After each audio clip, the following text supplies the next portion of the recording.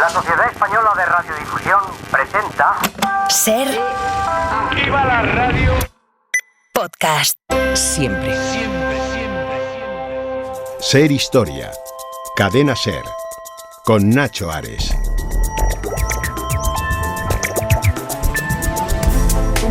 Bienvenidos a Ser Historia. Comenzamos un año más.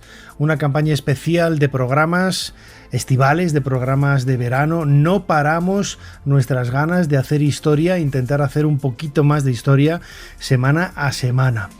En estos meses de verano, pues aprovechando un poco el cambio de horario, los acontecimientos deportivos, ¿no?, que nos van a acompañar, también nos van a permitir y nos van a dejar, como decía ahora, intentar hacer un poquito más de historia.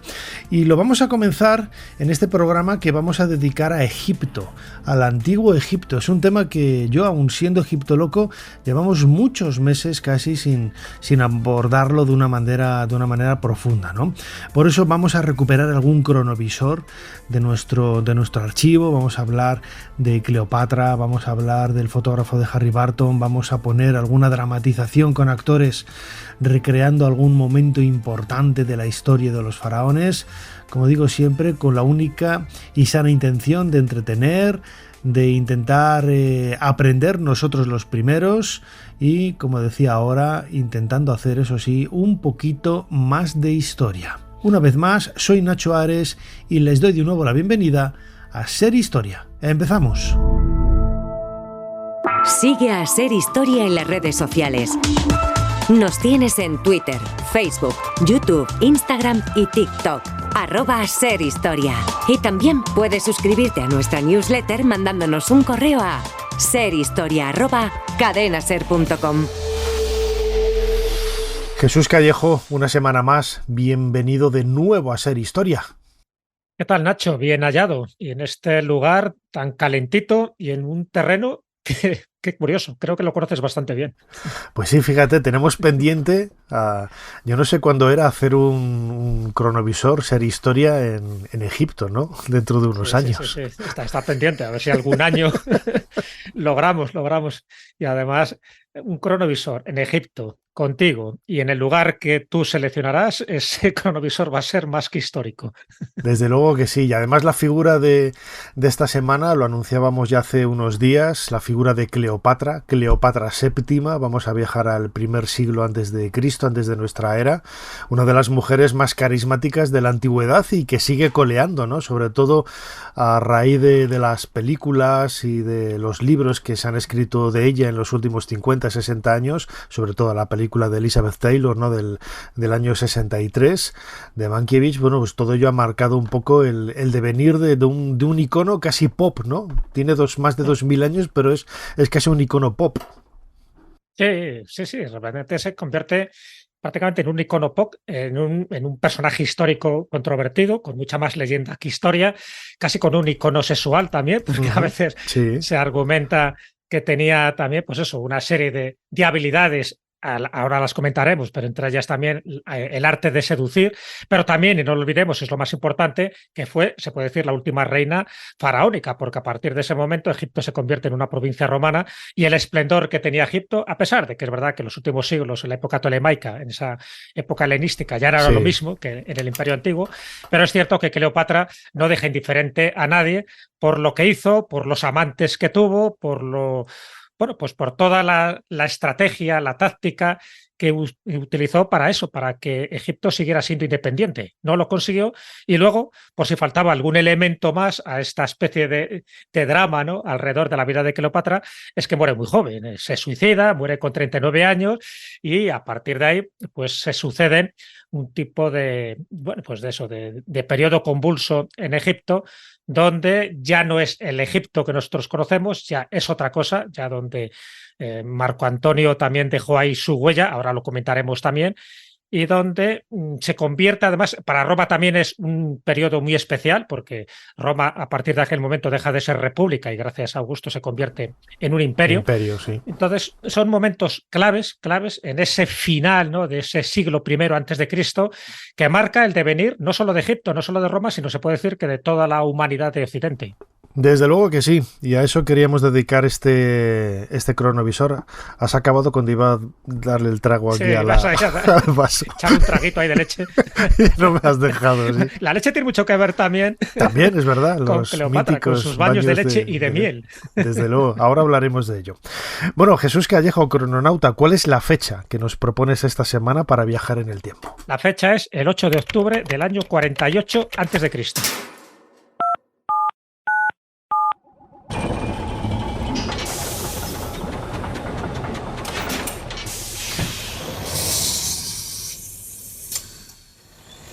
Adelante, pasen.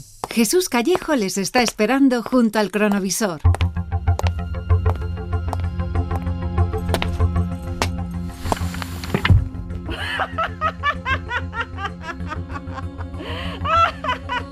Pues fíjate, Jesús, lo habíamos visto muchas veces reproducido en el cine y quizás la escena real de la que acabamos de ser testigos es infinitamente más hermosa y más sofisticada de cómo se pudo reproducir en el cine, ¿a que sí? Pues sí, sí. Sí, siempre se ha contado que, bueno, que si podría ser una anécdota, que si se había inventado, que no podía ser real, que va, todo lo contrario. La verdad que si algo caracterizaba también a Cleopatra era un poco la puesta en escena, ¿no? Exactamente, sus escenas pseudodramáticas, algunas veces hasta cómicas.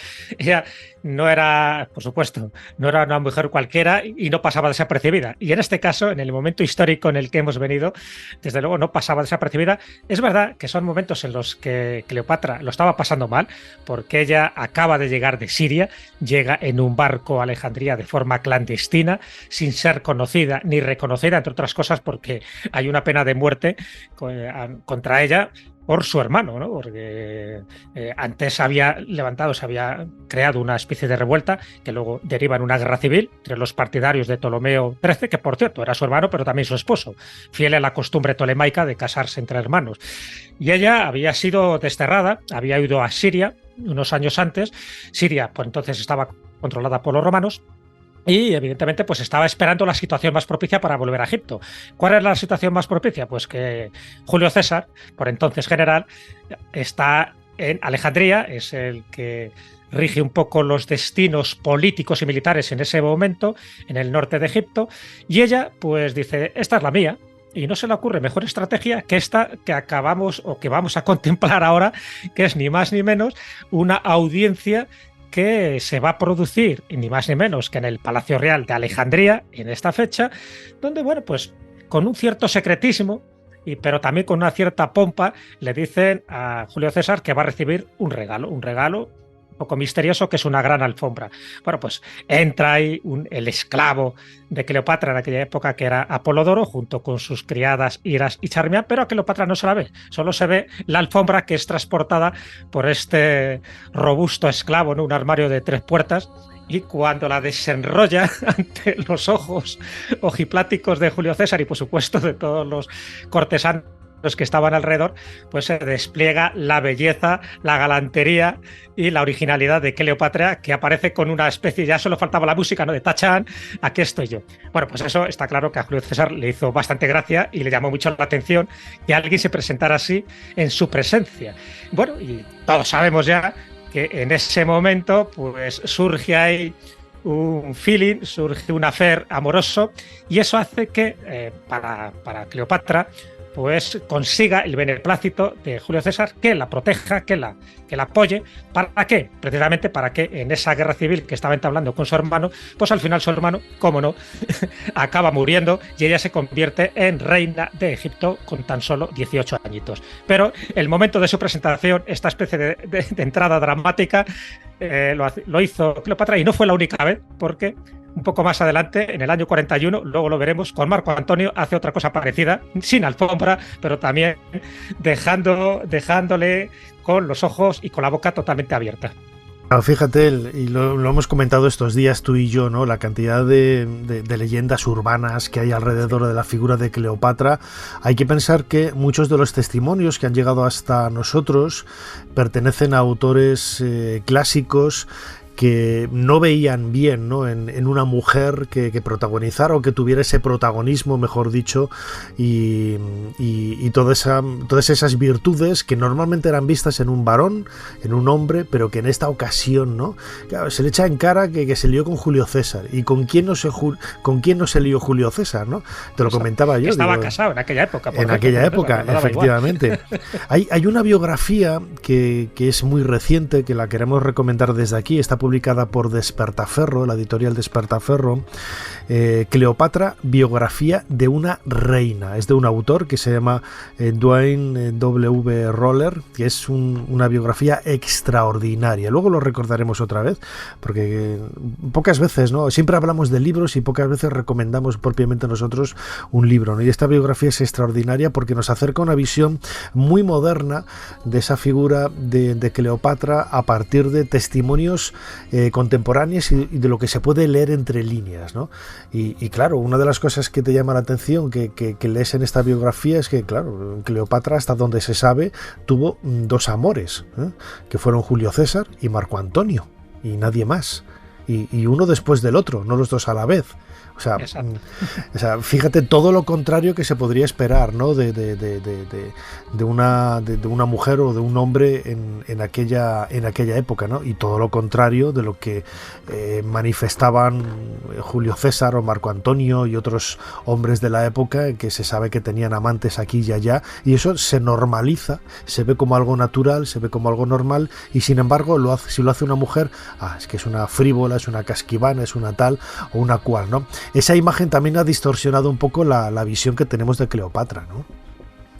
Totalmente. Un poco se la equiparaba a Mesalina, que Mesalina sí que hacía gala de todo tipo de arte amatoria.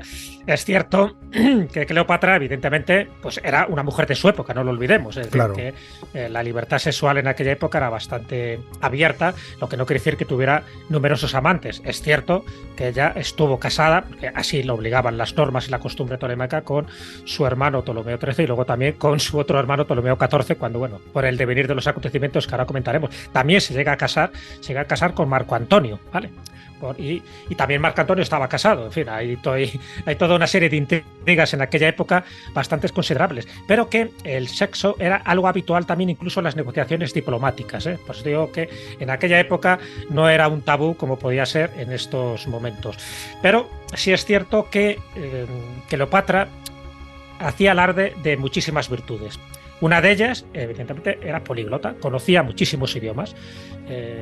Se sabe que, bueno, por supuesto, aparte de hablar, ¿no?, el griego, que era su lengua materna, se sabe que hablaba latín, etíope, hebreo, árabe, sirio. Hay una que me llama la atención y eso te quiero preguntar a ti. El troglodita. En las biografías que he leído de ella dice que también hablaba el idioma troglodita.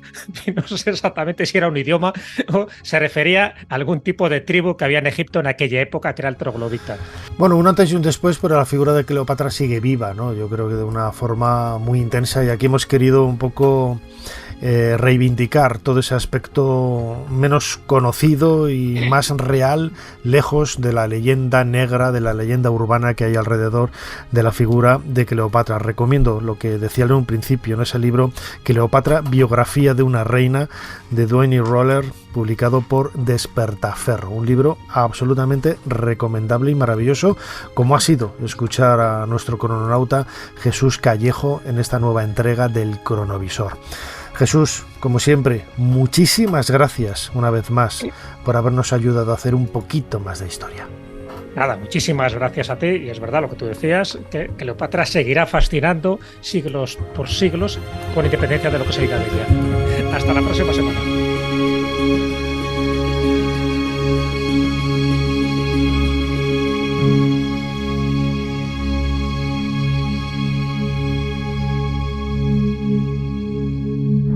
Estoy al pie de la escalera. Las patas de la nave están enterradas en la superficie, como a 3 o 4 centímetros. Aunque la superficie parece ser muy granulada, cuando te acercas es como si fuera polvo.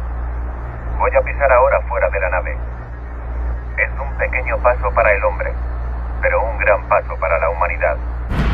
Ser Historia con Nacho Ares.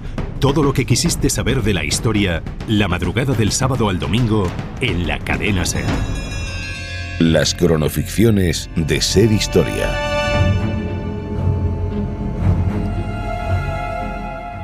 Para fabricar un buen misterio, basta con dejar que el tiempo pase. Cuanta mayor es la distancia entre un momento y su recuerdo, más crece el abismo de las preguntas sin respuesta y, por tanto, su posibilidad de misterio. Pero el tiempo, el gran generador de los grandes enigmas, no se queda conforme con silenciar a los muertos. Además, cubre con capas de tierra, viento y olvido el lugar en el que sus cuerpos reposan, alejándolos sin piedad de la algarabía de los vivos. Y entonces empieza el desafío. El ser humano rebelándose contra el tiempo, David contra Goliat. Y a veces, solo a veces, el buscador encuentra, el rebelde vence. Entonces, ese ser humano pasa a la historia. Y así es como todo vuelve a empezar. Sí, probablemente un arqueólogo no debería estar aquí, colgado de una cuerda tras haber ascendido una montaña en mitad de la noche. Pues la verdad es que no. Pero hay una explicación.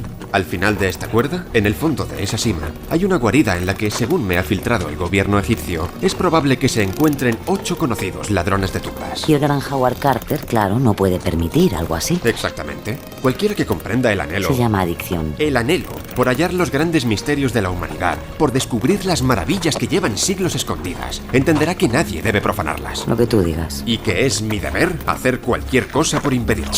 Estás llegando. ¿Has preparado una entrada para esto? Ah, ya veo que no.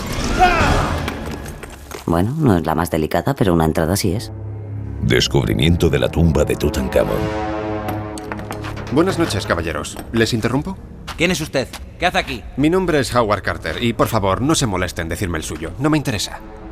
Les invito, por favor, a que abandonen esta tumba, ahora que aún están a tiempo. No sé quién eres, inglés, pero te aseguro que no querrás tener problemas con nosotros. Vete por donde has venido. Creo que no me he explicado bien. No es conmigo con quien van a tener ustedes problemas. ¿Han pensado en cómo van a salir de aquí? Quizá nosotros tampoco nos hayamos explicado bien. Es con esta navaja con quien va a tener usted los problemas. Espera, déjale hablar. ¿A qué se refiere? Yo soy arqueólogo, señores. Lo cual hace que, a diferencia de ustedes, conozca perfectamente esta tumba que pretenden saquear. Pertenece a la reina Hatshepsut, reina faraón de la dinastía XVIII de Egipto. ¿Su país? La tumba consta de 7 cámaras, solo accesibles a través de la galería que se encuentra a sus espaldas. ¿La ven? Ninguna de esas cámaras tiene salida ni comunica con ningún otro lugar, lo que significa que esta cuerda que sostengo en mi mano es la única forma real que tienen de salir de aquí. Hay que reconocer que hablas bien. ¿Y qué le dice que no le vamos a matar y a usar la cuerda para salir de aquí con nuestro botín? Pues el hecho de que es su gobierno quien me ha indicado que podrían estar ustedes aquí. Les aseguro que no acostumbro a subir colinas de 600 metros en plena noche porque sí. Por las fotos que me han enseñado, deduzco que usted debe de ser Khalid y usted Said. Si quieren, sigo. No hace falta. Bien, ¿será usted el primero en subir? Hágame el favor, agárrese bien. Y asegúrense de que la cuerda se queda donde está. Sus colegas del gobierno saben dónde me encuentro en este momento. Muy bien, Indiana Jones. Un nuevo triunfo para la arqueología y para ti. Me quedé guardando la tumba toda la noche. No por miedo a que volvieran los ladrones, sino porque no hay lugar en el mundo donde sienta tanta paz como en una excavación. La verdad es que me siento más a gusto entre los muertos que entre los vivos. Y de entre todos los muertos que he conocido hasta hoy, ninguno me motiva tanto como Tutankamón. Aquella noche, bajo el auspicio de la reina Hatshepsut, volví a entregarme a mi verdadero sueño: encontrar la tumba del gran faraón. Anda, duerme un poco, Howard. Ya no tienes edad para este tipo de aventuras. Mañana será otro día.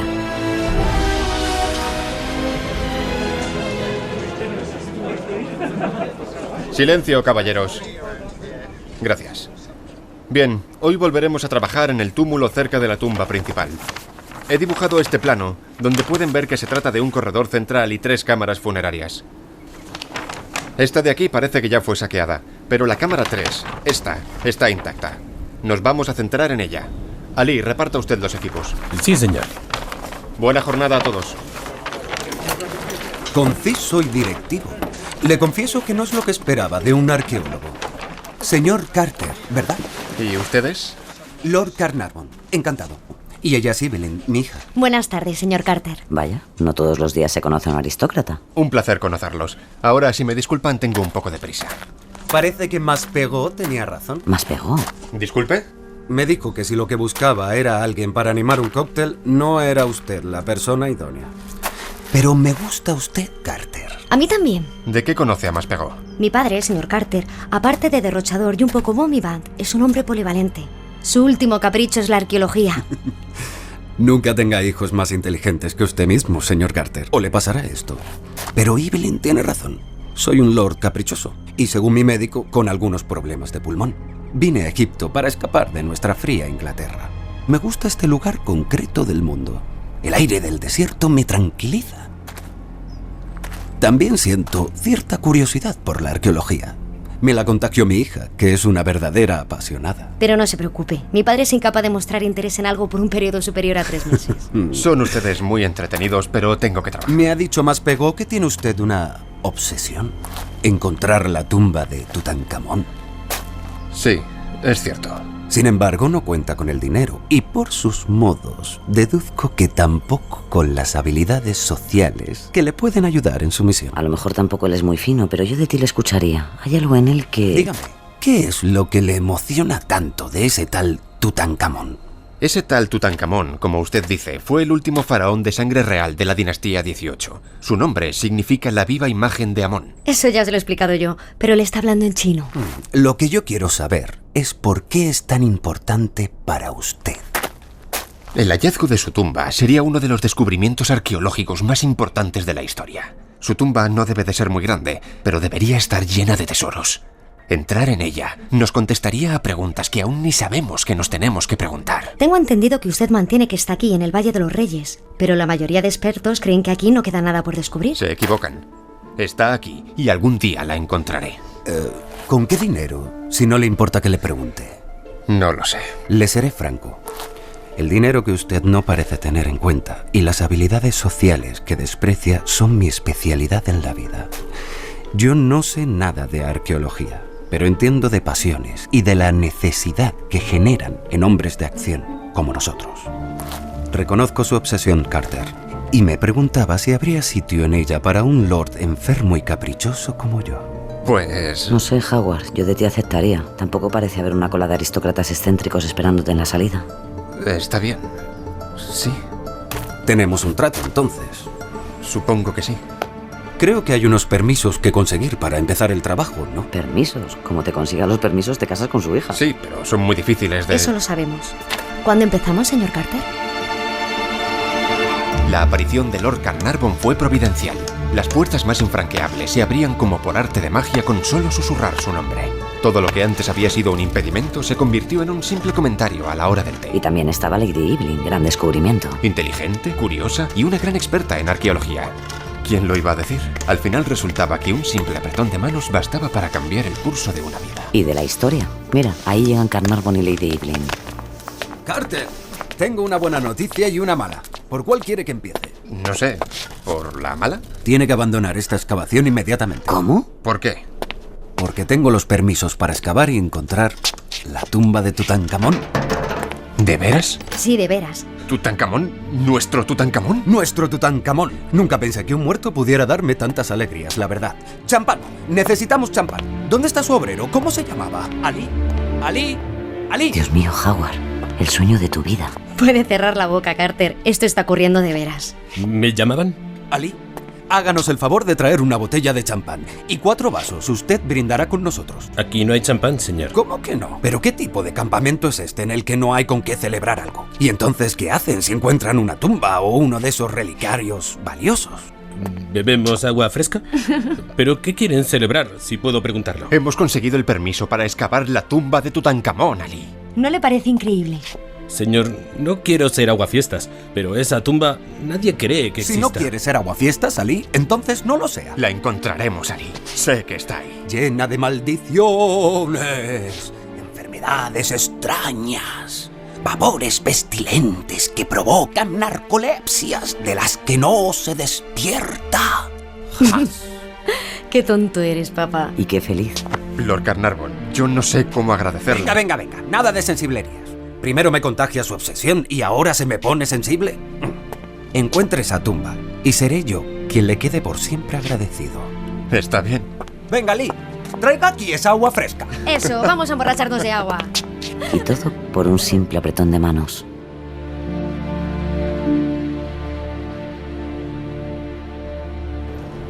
Comenzó la excavación.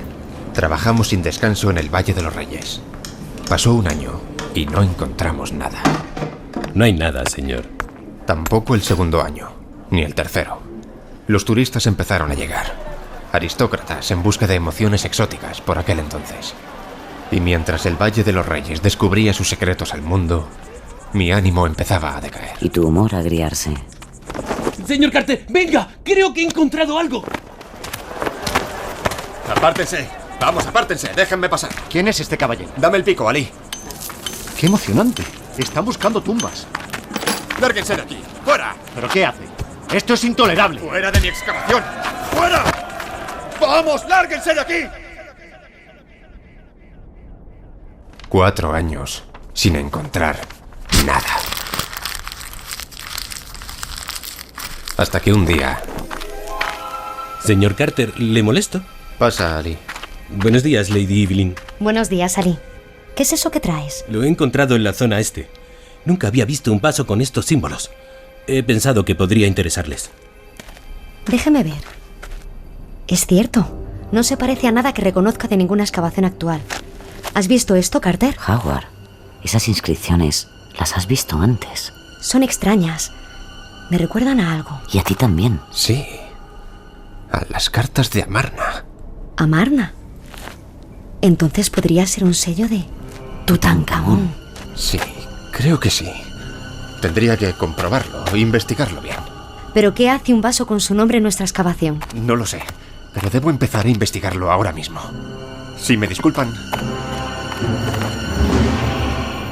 3000 años. 3000 años pasaron sin que nadie hubiera encontrado ese vaso. Ese maldito vaso. Y ahora, después de 4 años en el Valle de los Reyes, me veía totalmente bloqueado ante ese objeto que había llegado a mis manos. ¿Por qué? ¿Por qué era incapaz de hallar la conexión con el lugar de la excavación? Es como si al puzzle más ancestral de la historia le faltase una pieza.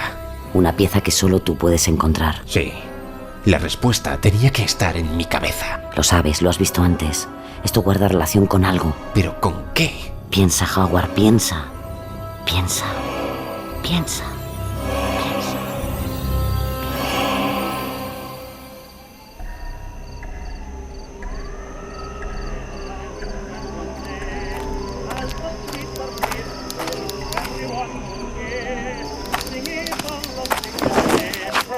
¿Carter? ¿Qué hace despierto a estas horas? Lady Evelyn, venga aquí. ¿Recuerda la tumba que encontraron en 1907? La KV54... No, la KV55. ¿Cuánto ha bebido? Demasiado. ¿Es cierto que estuvo en esa excavación? Sí, estuve allí. Pero mañana se lo contaré. Ahora vaya a dormir. No, dormir no. Está ahí. La conexión está ahí, lo sé. No la va a encontrar en ese estado. Vaya... En aquella excavación, ¿lo recuerda? Encontraron un sarcófago profanado. ¿Recuerda? Sí, pero no veo qué tiene que ver con esto. Alguien, algún saqueador, había tachado el nombre que estaba inscrito en él. Sí, es cierto. De hecho, cuando lo descubrimos, más de la mitad de los obreros abandonaron la excavación. Tenían miedo de que fuera una maldición. Eso. Y ahora piense esto. Tutankamón fue coronado en Amarna, ¿verdad? Sí. Entonces, ¿qué hace su vaso aquí? ¿No lo ve? ¿No estará insinuando que excavemos en la KV55? No en ella, cerca de ella. Esa es la clave, esa es la clave. Pero Carter, eso supondría mover todo el campamento. Hay que hacerlo. Pero Howard, es una locura. ¿Crees en mí, Evelyn? Cuidado, Howard, la estás tuteando. Sí, Howard, creo en ti. Pero estás borracho. Sabes que deberíamos probar. Hay que decírselo a tu padre. Hay que... Mañana hablaremos. Duerme ahora. Sí. Lo siento, Howard. Siento lo que va a ocurrir. Lo siento.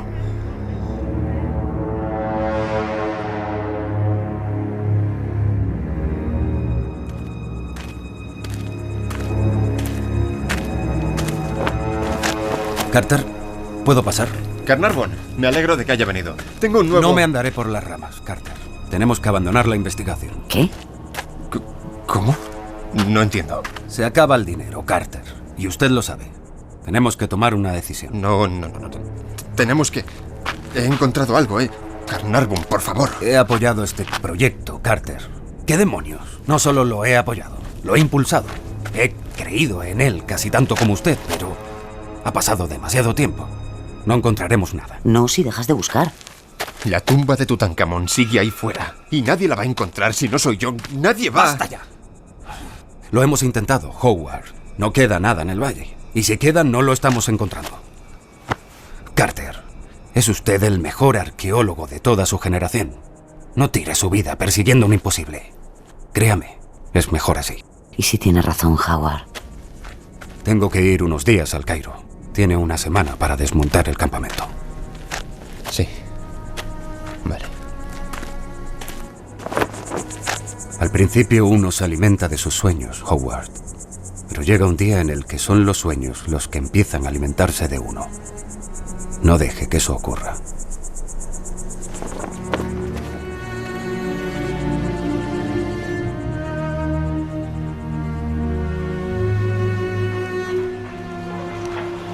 Y así empezamos a desmontar el campamento. Así que esto es todo. Tantos años desperdiciados para nada. No diga eso, Howard. Ha logrado demasiadas cosas como para despreciarlas. No sería justo. Usted también cree como su padre, que somos soñadores. ¿Acaso usted no? Somos soñadores que contamos con el privilegio de poder entregarnos a nuestro sueño por un tiempo. Hasta que se acaba el dinero. ¡Señor Carter! ¡Señor Carter!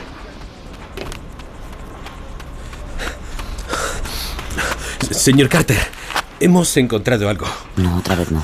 Es un escalón, señor. ¿Un escalón? ¿Estás seguro? Estaba a pocos metros por debajo de la tienda de Ashraf. No puede ser. Vamos, llévanos allí. Déjeme ver. Howard, es increíble. Dios mío. Rápido, Ari, el pico. Déjeme otro a mí, iremos más rápido. Excavamos durante horas. Efectivamente, allí había una puerta. Una de las puertas de la tumba de Tutankamón. Ver aquello, estar ante esa puerta, me conmocionó. Me turbó de un modo que no esperaba. Una mezcla de miedo y placer. Después de 5 años de búsqueda, el sueño se hacía realidad. Y tenía la forma de una puerta. ¿Podrás entrar por ella? ¿Y si de nuevo no hay nada? Quitando esta última capa, la tendremos descubierta en menos de 1 hora. Diré a los hombres que excaven incluso cuando se haya puesto el sol. No. Esperaremos a Carnarvon. ¿Estás seguro? ¿Lo tenemos tan cerca? Le esperaremos. Esta también es su excavación. Por favor, Ali, manda a un hombre al Cairo. Dile que hemos encontrado la tumba y que no entraremos en ella hasta que él esté aquí. Como diga, señor Carter. ¡Rashid! Eres un buen hombre, Carter. El sol despunta por el horizonte. El aire es limpio y claro a estas horas, como lo ha sido día tras día desde hace miles de años. Carter, ¿está preparado? Sí. Lord Carnarvon, tu amigo, un paso detrás de ti, te cubre la espalda. Entraré con usted, Carter.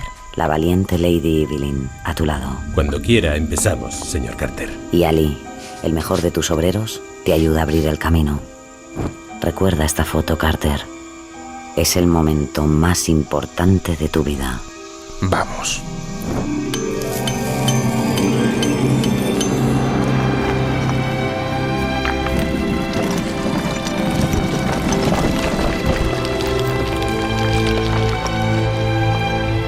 ¿Qué ve, Carter? ¿Ve usted algo? Dios mío. Sí. Cosas maravillosas.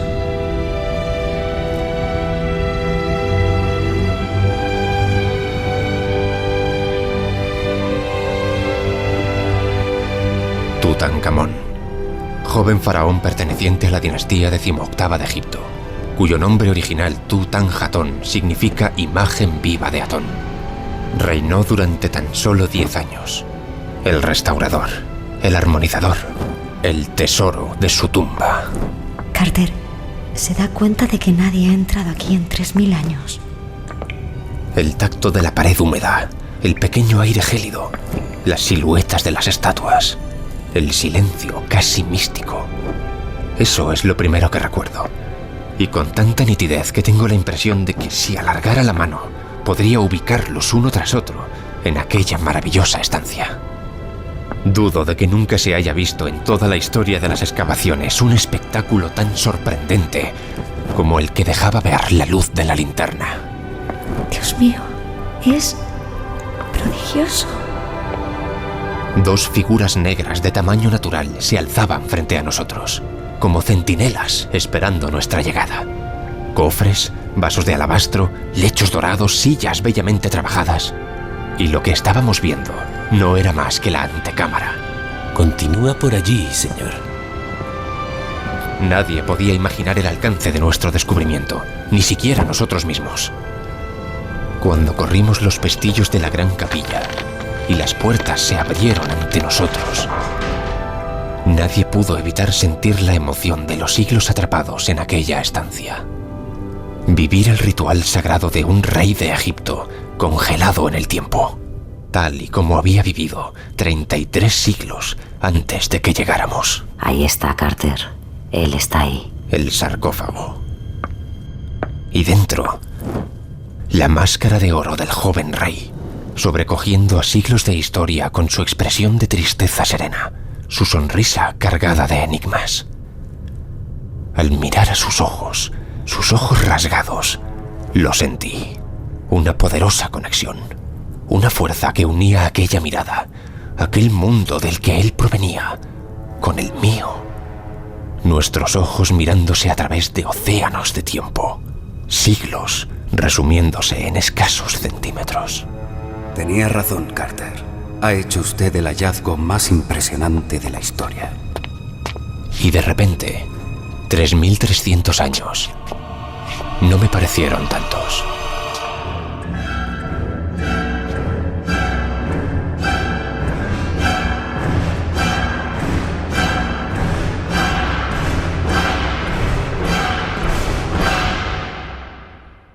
En esta cronoficción han participado Josh Gómez como Howard Carter, John Roth como Lord Carnarvon, Carolina Lapausa como Lady Evelyn, Héctor Checa como Ali y las voces invitadas de Nacho Marraco, José Bustos, Roberto García y Fermín Agustí. Guión de María Rubio y Mona León Siminiani. Con la colaboración en el programa de Juan Ochoa. Realización y diseño sonoro Roberto García y Mona León Siminiani. Producción Fermín Agustí. Dirección Mona León Siminiani. Este relato es una ficción. No obstante, está basado en hechos y personajes reales. Cualquier parecido con la realidad puede o no ser una coincidencia. Señor Edison, un hombre con una maleta pregunta por usted. Dice que se llama Nikola Tesla. Hágale pasar. Tome asiento, por favor. Así que es usted Tesla, el serbio que viene de París. Sí, señor. Es un placer conocerle. Bachelor me habló de usted. Y viene con la maleta, como si acabara de llegar en el último barco. Pues en realidad sí, señor. Acabo de llegar de París. Ser Historia con Nacho Ares. Todo lo que quisiste saber de la historia, la madrugada del sábado al domingo, en la cadena SER. Jesús Callejo, una semana más, bienvenido de nuevo a Ser Historia. ¿Qué tal, Nacho? Pues bien hallado. Una semana más y en este caso pues en un ambiente que tanto a ti como a mí nos encanta, que es los aires de Egipto. Teníamos que hablar de Egipto y hoy toca. Desde luego que sí. Además vamos a viajar al Alto Egipto, a Luxor. Luego haremos una conexión muy especial con la montaña tebana. Pero sobre todo para hablar, ¿no?, de una de las figuras que tristemente ha quedado a la sombra de Howard Carter, el descubridor de la tumba de Tutankamón, y que fue Harry Barton, el fotógrafo, gracias al cual quizás hoy tenemos el recuerdo, ¿no?, imborrable de las sensaciones vividas en esos momentos, ¿no?, hace 100 años, en 1922, cuando apareció la tumba, y esas maravillosas, bueno, miles de fotografías que nos ha dejado Harry Barton de una forma extraordinaria, de un descubrimiento que no ha tenido parangón en la historia de la arqueología. Así es. Además, este personaje me pasó a mí y le pasa a mucha gente, ¿no? hemos visto muchísimas fotografías suyas. De hecho, en algunas de mis charlas, cuando he hablado de Egipto, pues he puesto fotografías, pero sin saber que era de Harry Barton. O sea, que es un poco lo que nos ha pasado a tantos y tantos, que muchas de esas imágenes que inmortalizaron pues, el descubrimiento del siglo, ¿no? Como fue la tumba de Tutankamón, mucha gente no sabe quién es el que estaba detrás, porque evidentemente él es el que hacía las fotos y los protagonistas eran Lord Carnarvon, Howard Carter y, por supuesto, pues toda la expedición de aquel momento. Y bueno, pues para mí fue una grata sorpresa cuando me propusiste hablar de este hombre, porque es cierto que le tenía ahí en el limbo un poco del olvido, que realmente el fotógrafo se llamaba Harry Barton, y eso me ha dado pie para ver un documental que se ha hecho sobre él, dura 1 hora, donde se cuenta un poco pues, las peripecias, en fin, la cámara que él usaba. De hecho, yo creo que él es famoso por 2 cámaras, ¿no? Por la cámara fotográfica, esa Sinclair 1, esa cámara que utilizaba placas de vidrio de 7x9 y luego la otra cámara, la cámara del tesoro, la cámara de Tutankamón, que fue también pues, para darle la celebridad. De hecho, se supone que él hizo pues, hasta 7.600 negativos en esta expedición tebana, porque él fue arqueólogo también, como bien sabéis. Evidentemente lo que te cuente Nacho, ¿qué no sabes tú sobre este personaje? Pero bueno, él fue arqueólogo en sus primeras etapas hasta que se convierte en el fotógrafo oficial de Howard Carter. Y de esas 7.000 negativos que él llegó a hacer, 1.400 están dedicadas exclusivamente a la tumba de Tutankamón para recoger con el más mínimo detalle, con esas cámaras de aquella época, imagínate, pues la cantidad de objetos que allá aparecieron, hasta más de 5.000. Y entonces esa labor antropológica, se podría decir, etnográfica, y a la vez arqueológica, se la debemos ni más ni menos a Harry Barton, que yo creo que hay que ponerle con letras de oro, porque sin él, a día de hoy, los descubrimientos no tendrían la brillantez y el prestigio que han tenido sin esas fotografías. Se hubiera quedado los testimonios escritos, pero imagínate esos testimonios escritos sin las imágenes, ¿no? Sin las fotografías. Harry Barton, desde luego, se merece ese documental y posiblemente algún día una película. Lo que pasa es que su vida no es tan aventurera, ¿no? Como la de Harry, como la de otros egiptólogos de la época. Pero sin ser tan aventurera, sí estuvo metido en todos los fregados, incluido, y luego lo comentaremos, en la supuesta maldición de Tutankamón. Pues si te parece, Jesús, vamos a viajar, como decía antes, a la montaña tebana. Vamos a intentar conectar con Drabu el Naga, que es donde está trabajando el proyecto Yehuti, dirigido por José Manuel Galán, y en esta ocasión vamos a intentar hablar con Carmen Ruiz. Ella es fotógrafa, es epigrafista, es la encargada de todo el tema audiovisual en la tumba de Yehuti y perfecta conocedora y admiradora de la figura de Harry Barton. Carmen Ruiz, bienvenida a Ser Historia. Hola Nacho, ¿qué tal? Encantada de estar con vosotros. Hola Jesús, ¿qué tal? Hola, uy, qué bien se te escucha, qué maravilla, la técnica. Como si estuviera aquí junto a nosotros, esto es alucinante, la técnica está avanzando, que es una barbaridad. Ya hubiera querido a Harry Barton, ¿no? Tener este tipo de elementos para poder disfrutar de ello. Carmen, tú eres fotógrafa, conoces muy bien el trabajo de Harry Barton, y seguro que en vuestro día a día encontráis pues muchos problemas, ¿no? Para realizar las fotografías con todos los avances que hay ahora, todas las cámaras digitales, todos los añadidos, todos los pluses extra que tienen las cámaras. El principal problema que hay en Egipto es la luz, ¿no? Algo que Barton consiguió resolver de una forma magistral. Pues sí, mira, hoy en día las fotografías arqueológicas en Egipto tienen el problema más que de la luz, porque hoy en día tenemos cámaras que nos permiten hacer mediciones con precisión. Es el problema del polvo. Lo que sí es cierto es que en la época en que Harry Barton hacía esas maravillosas fotografías, en la luz sí que era un problema, porque no existían las mediciones tan precisas como las de hoy en día.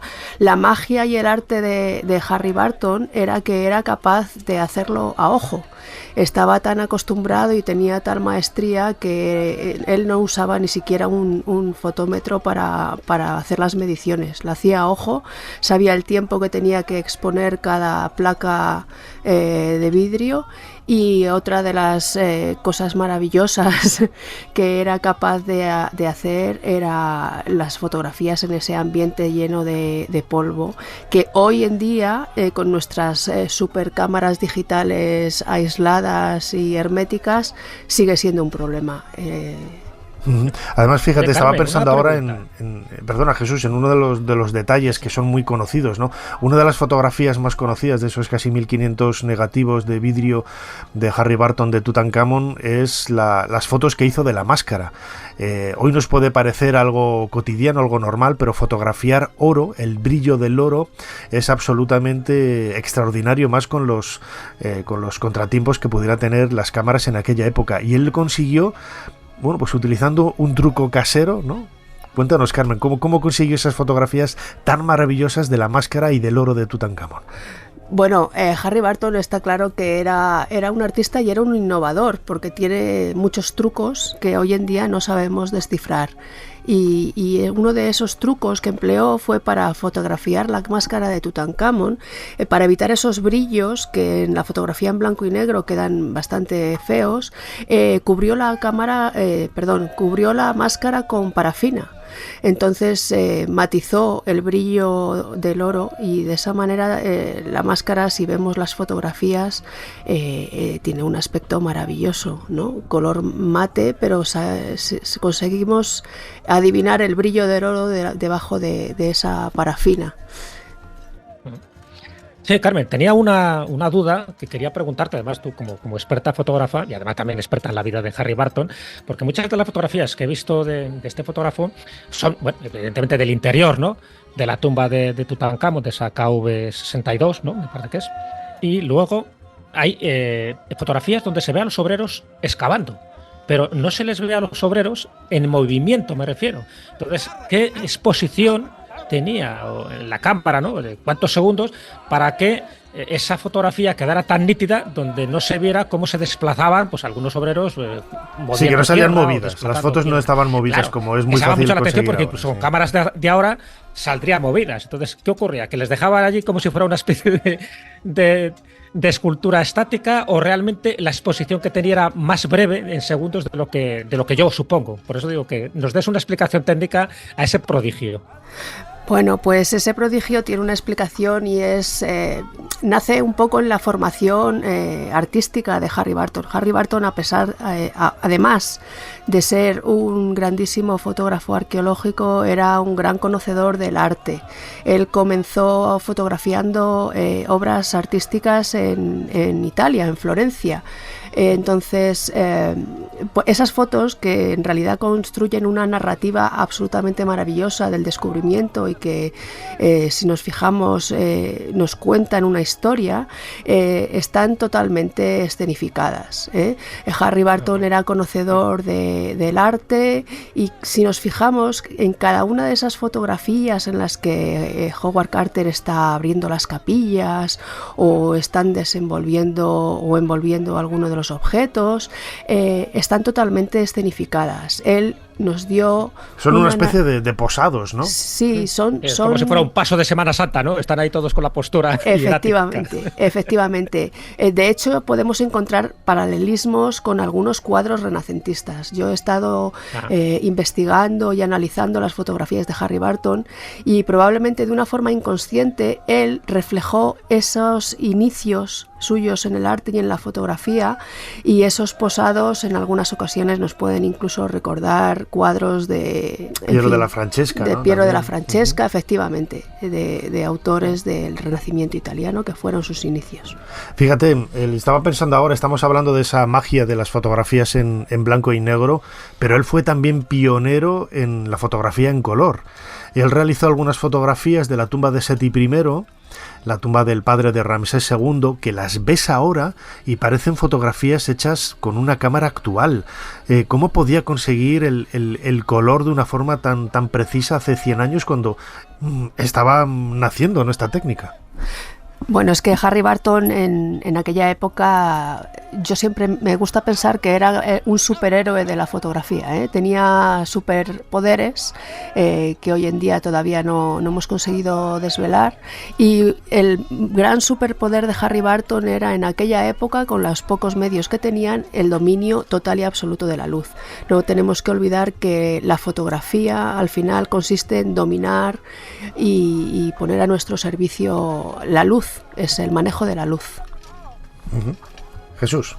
Una pregunta para los dos, ¿no? Porque de las muchas fotografías que he vuelto a visionar, ¿no?, de Harry Burton, hay una que me llama la atención. Aparte de ver a Howard Carter en distintas posturas, ahora ya por lo que me has comentado, lo que hacía era un posado, se podía decir. No se podía decir que era un robado, ¿no? Era un posado. Pero hay una de fotografías que es la de Hussein Abdel Rasul, ¿no?, este famoso niño aguador.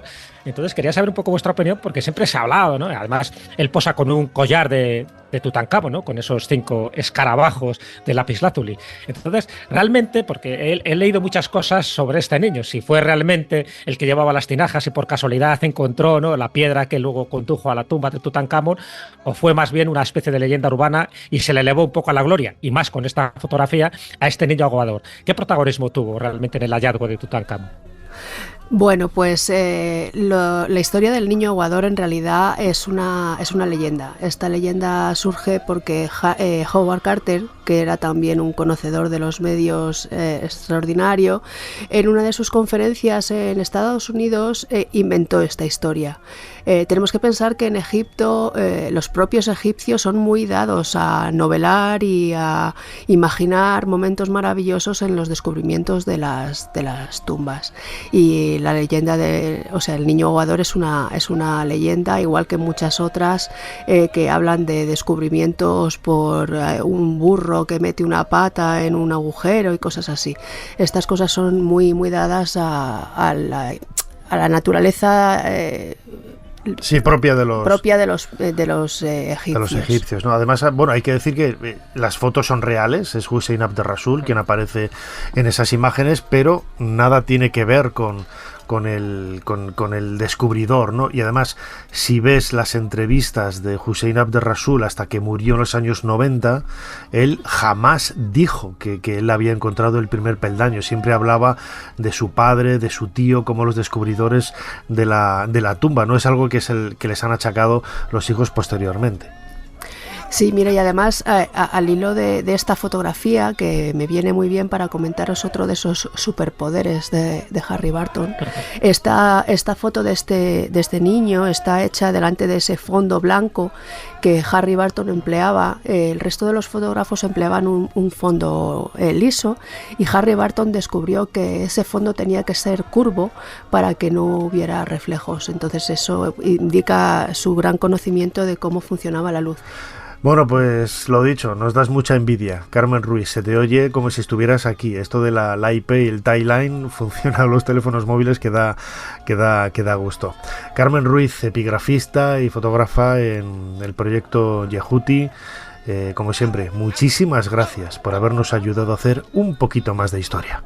Gracias a vosotros y gracias por haber puesto en valor un poquito la figura de Harry Burton, que merece mucho más reconocimiento del que ha recibido hasta ahora. Harry Burton es, sin lugar a dudas, la sombra de Tutankamón, podríamos definirlo así, ¿no? Gracias a él tenemos el recuerdo muy vivo en esas fotografías en blanco y negro del descubrimiento de la figura del faraón niño. Ya le hemos dedicado este cronovisor junto con Jesús Callejo. Jesús, como siempre, crononauta, muchísimas gracias una vez más por habernos ayudado a hacer un poquito más de historia. En este caso, muchísimas gracias a ti, Nacho, y también a Carmen, porque en este cronovisor el que ha aprendido he sido yo, y muchísimo. Muchísimas gracias. Hasta la semana que viene. Gracias.